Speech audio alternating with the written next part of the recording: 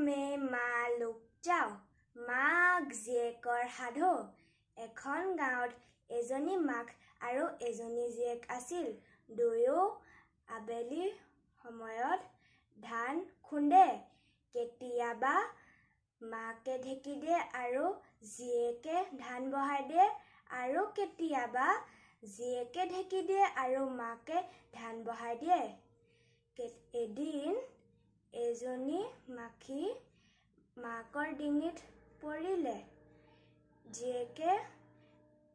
মাখিজনী মাকৰ ডিঙিত দেখিলে আৰু ক'লে মে আপোনাৰ ডিঙিত এজনী মাখি পৰি আছে তেতিয়া মাকে ক'লে আছে যদি মাৰি দিয়ে তেতিয়া জীয়েকে চাক মাই ডাল লৈ মাকৰ ডিঙিত মাৰি দিলে